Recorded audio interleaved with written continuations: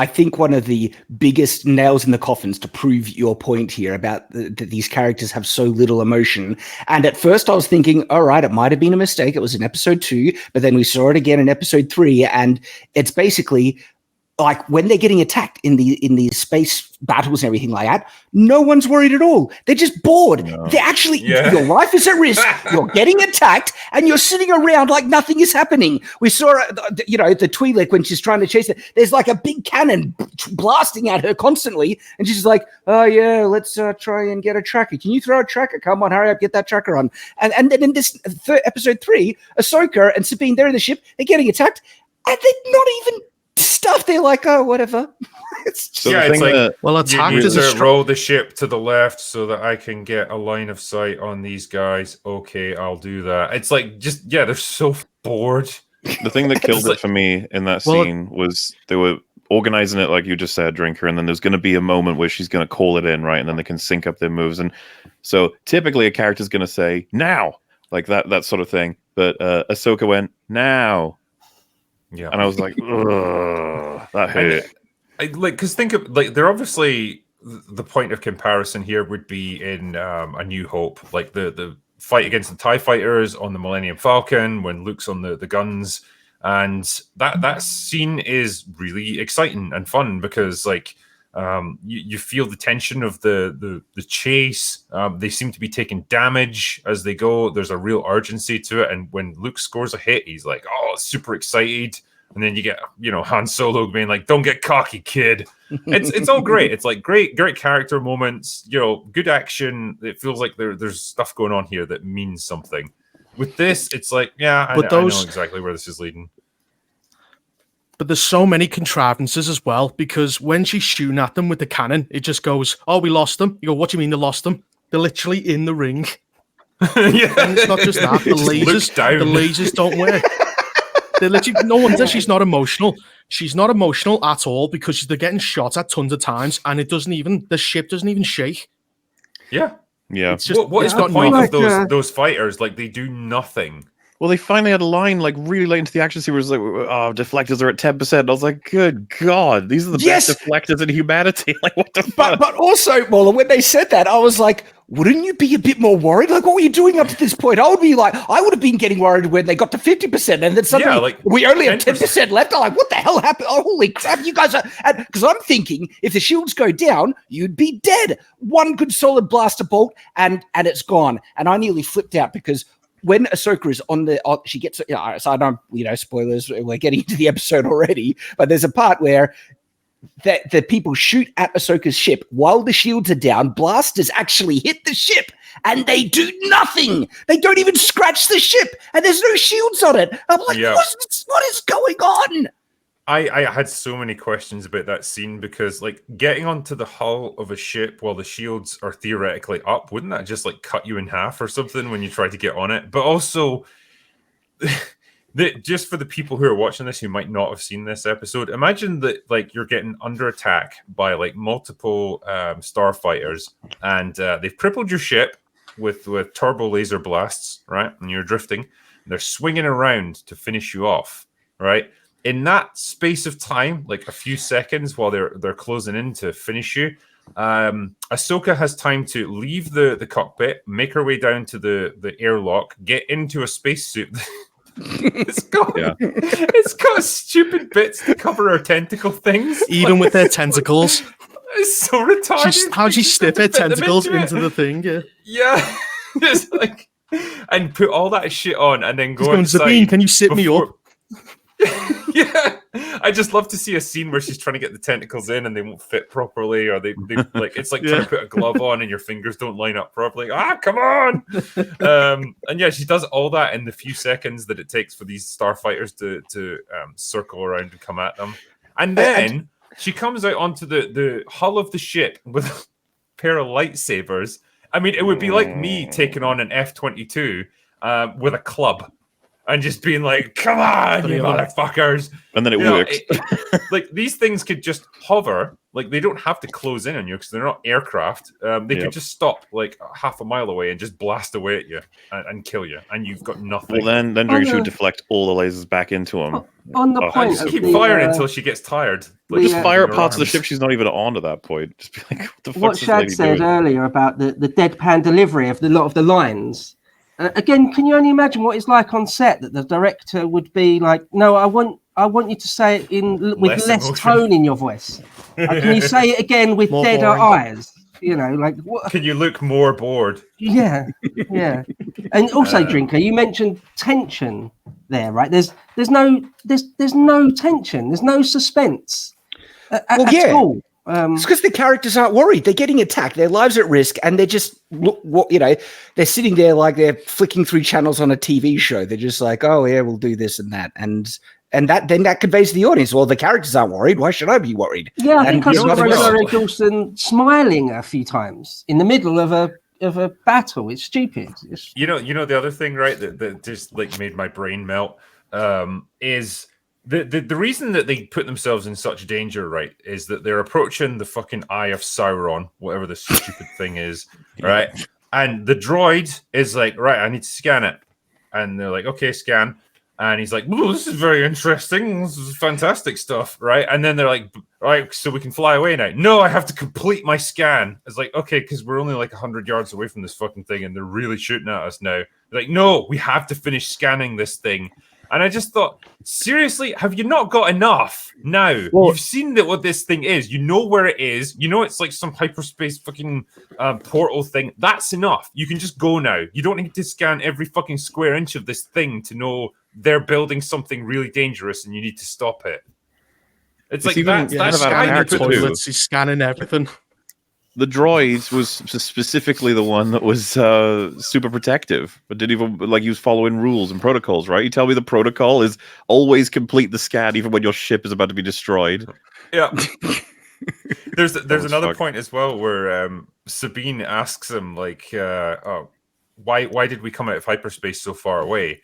And he's like, well, it's standard protocol to like approach by stealth. It kind of goes into a detailed explanation, and she sort of rolls her eyes like, "Oh, is he still doing this?" And I just thought to myself, "Bitch, you fucking asked him what you were doing, and he explained the answer to you. Why are you getting mad at him?" Yeah, it's infuriating. What is this fucking script? Who wrote this? And then the purpose of that like procedure. Oh, sorry, go Reaper. I was just going to say, what's worse is that they're supposed to drop out from a distance for like safety, and yet they get ambushed immediately because they must have known exactly when and where they were going to drop out of. Yeah, how did they know they'd be there? Yes, that's exactly the thing I was going to say before. What boggles my mind is it's actually a good procedure. Space is really, really big, right? And so if you drop out of hyperspace that far from a planet, you're talking about a circumference which is 1,000 or more times bigger than the surface of whatever that planet was, right? Imagine trying to pinpoint the location of someone at that distance. It's beyond a needle in a haystack, and yet there were just people, ships waiting there ready to attack them out of nowhere. Waiting behind them.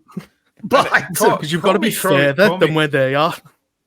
Call me crazy as well, right? But like once you come out of hyperspace and you're just flying through regular space, like they can track you and they can detect you, right?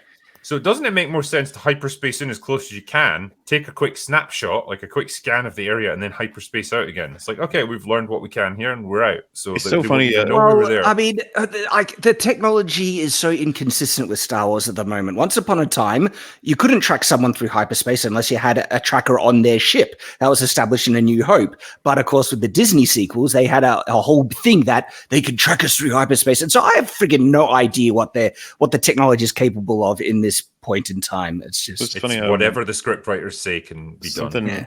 As his review highlight, imagine in one of those ships you had one of those droids from the first episode that started a self-destruct and just flew next to them, and then it would destroy everything. It's like, why not do that? I don't know. They self-destruct other ships themselves? I don't know. It's just funny as we're talking about this scene, we're drawing it back and back in terms of motivations. When we were watching it with the EFAB lads, we were like, hang on, why are they even going here? It's like to chase a big team of bad guys. Like, yeah, but you're just one ship. What if there's loads of bad guys? And then there were loads of bad guys, and then they just survived. It's worse now because Hera calls and says, "Oh, all those reinforcements I were going to get, they're not coming." So she goes, well, let's just keep going anyway. I assume it's like, fine. Fuck it, we're going in anyway. They were intending to bring a whole fleet with them, and then they're like, "Oh, we'll be just as effective as a whole fleet. We'll keep going." I don't get as well. Like her sort of authority levels seem to vary to whatever the script needs it to be. Because on the one hand, she seems to think like nothing's classified to me. I can do whatever I want because I'm a general and I'm super important. Like, okay, fine. And then you want to send a mission to scout out an area where you've got reasonable cause to believe that there's a very dangerous enemy force there plotting the overthrow of your entire government, and you need to ask a Senate subcommittee for fucking permission to do that. Like, what are you? Like, what is your level of authority? Because it seems like nothing is. She went on the mission herself in the previous episode, so because it's like if I'm call me crazy, but surely a general has at least the authority to send like a couple of squadrons of TIE fighters, not TIE fighters, sorry, X-Wings or something. Yeah, that's what I was thinking. Like, maybe redeploying the entire fleet might take a little bit higher authority, or it might not. I don't know. But yeah, like a smaller level. Like, what about just exactly send a frigate with them and a squadron of fighters? They only need to send a drone that's like the size of a basketball. Or a bee. They don't need to be manned at all, right? Scouting droid, On Empire Strikes Back, those probe droids. And the crazy thing is that I'd argue kind of out of character for her to, when she realizes she cannot send anyone, she should be panicking. She's like, my friends have just gone there. And she should be rushing to get into a ship herself to get them out of there to help them to do whatever. Like, if it was to stay in character with her, based on her behavior so far, she would just send the mission anyway. She'd be like, "Fuck it, I'll just send like a whole." Well, but she should be going like a bunch of ships, right? And I'll pick up the pieces with the Senate later. Yeah, that's what the thing, though. She shouldn't be phoning them up to say no one's coming. Lol, bye. She should be saying like, "I'm on my way," because the Senate have basically turned their back on us.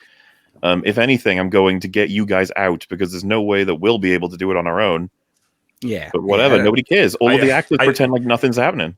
I love that, actually, that scene with the holograms of the Senate committee, because one, they looked like a fucking DEI commercial, because there's like two women, an Asian guy, a black guy, and an alien. No white.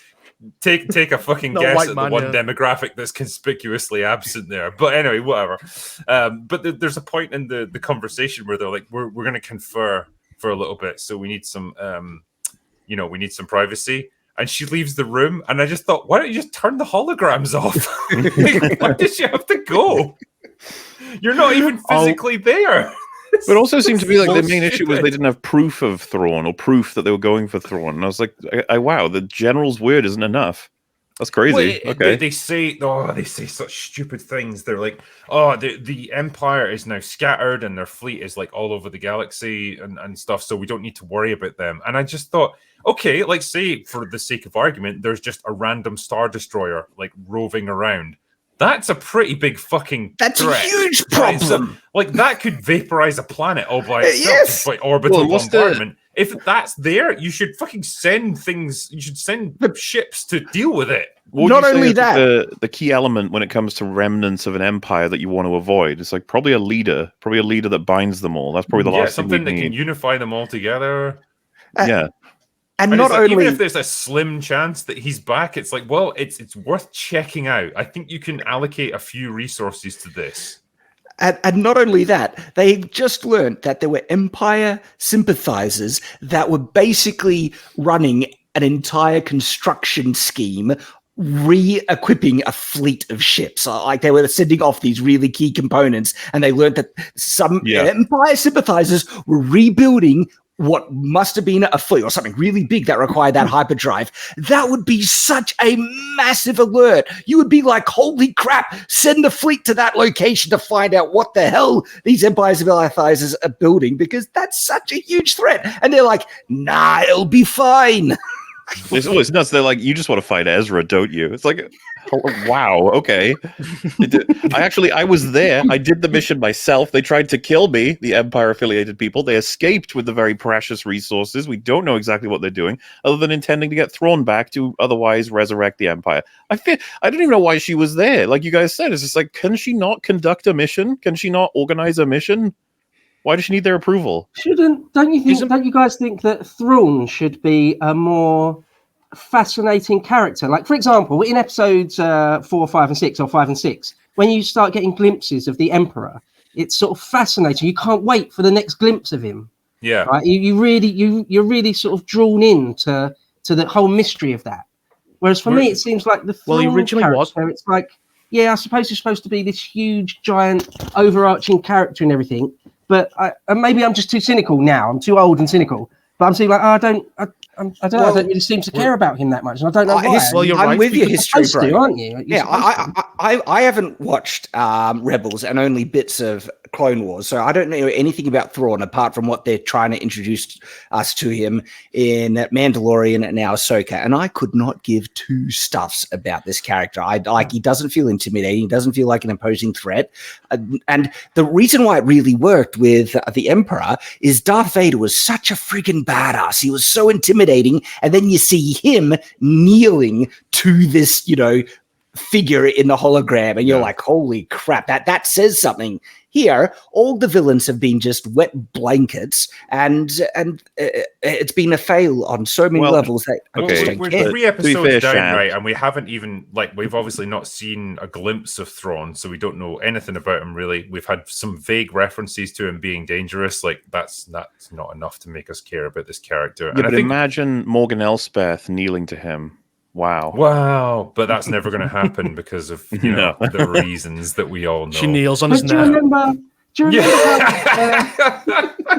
remember how he'll well kneel done to her. He'll kneel to her and be like, you know what? You're the one. He'll turn to Jon Snow. The glimpses of the Emperor you got in the original 3 films, how well done it was, how sort of light touch it was.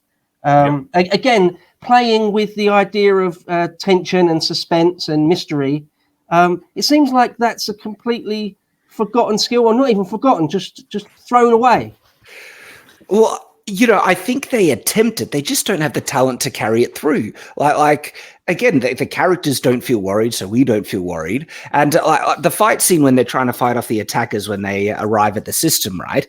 I think they tried to do emotion. Like there's the one part where Sabine or whoever the purple-haired lady is, she shoots someone and she cheers, and they're trying to do emotion, but it's not carrying through. They're not pulling it off it by any means. And you're right, there's no tension there as a result, and you're not invested.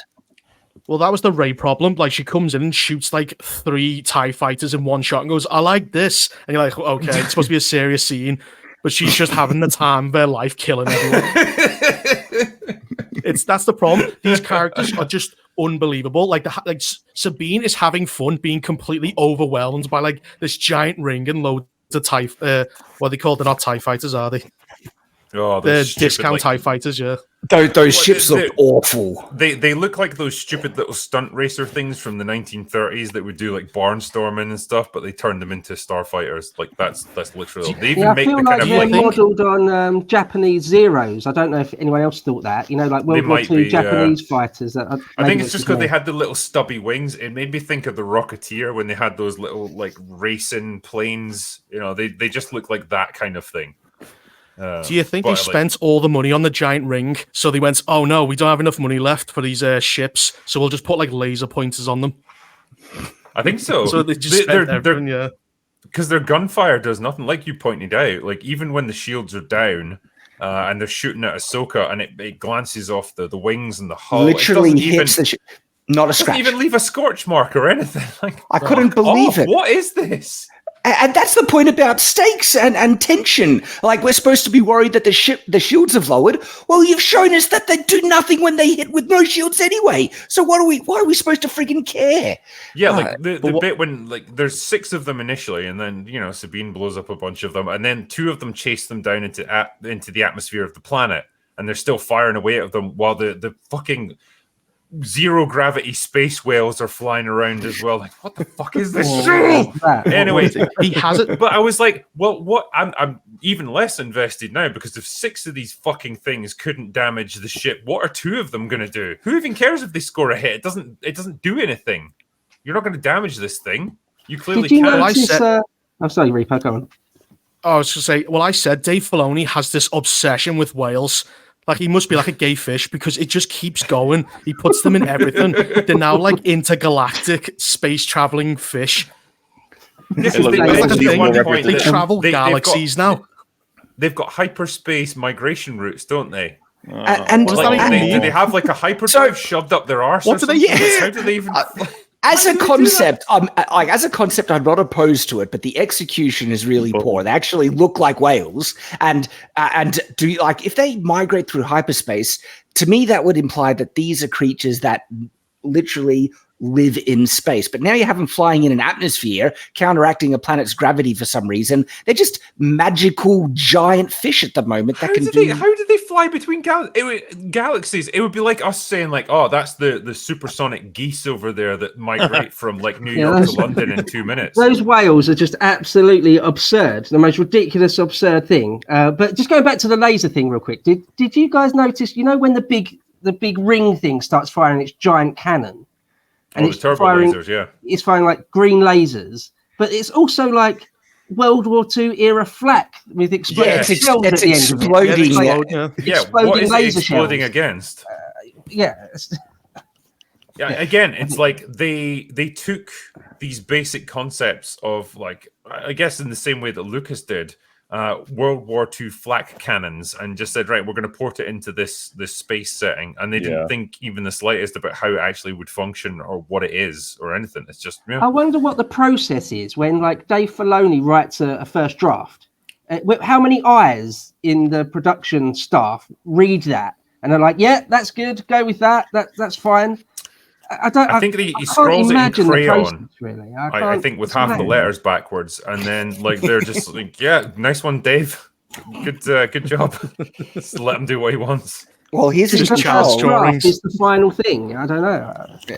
You might be right. Like, he's the one writing this, and yeah, it could have done to have a few more eyes on it. What annoyed me is where they go, we lost track of them. And then Shin goes, I know where they are. And I was just like, your weapons are useless. Just tell her where they are and just keep firing those turbo cannons on them. And he just never did. He just went, don't worry. My thing that never worked beforehand, I'll just keep doing it. I just think it's so funny that we've lost track of them. And then you get a shot of it just drifting through the ring. It's right there. Look out the window. How can no one see this? And there are so many times when there are real basic logical options that you could resort to in a lot of these scenes, and the writers are it's unbelievable. Like, the general not being allowed to bring the fleet. Okay, send a couple of squadrons, send an escort, send you probably have a personal ship. Get on board, go send with that. When they go onto the planet and they lose track of Ahsoka and everything like that, if I was trying to, take this person out and I found out that they've landed somewhere amongst the trees, but we can't find them in the trees. Okay, let's shell the entire area, blow it to hell from orbit, and they don't have shields. I have a feeling they're not going to survive that. But oh no, now we just have to scour through the trees or something like that. And they just, yeah. I was just going to say, because 3 of them have the Force, why can't they censor? And then Balin is already on the ground waiting for them. It's like, why is Balin standing where the map is? Shouldn't he be on the ring? Because he knew Ahsoka was going to be on the planet, because that's because they're going to have a fight. What was his strategy as well? It's like, okay, we got the map and everything, and I'm just going to fucking stand here now. I'll stand here because I know Ahsoka. This is just this is just like where I live now. Yeah. Sorry, Chad. I was just going to say, because there are some people that say, well, Shad, they can't resort to those options because then Ahsoka would die and the story wouldn't happen. The purpose of being a good writer is addressing those things. To me, if I was in a situation like this where, okay, I need the main character, Ahsoka, to live, all right, but then there are all these options for the bad guy to kill him, I find that as a really fun type of challenge to now this is an opportunity for the character to do something inventive to actually overcome these problems that would be coming upon her.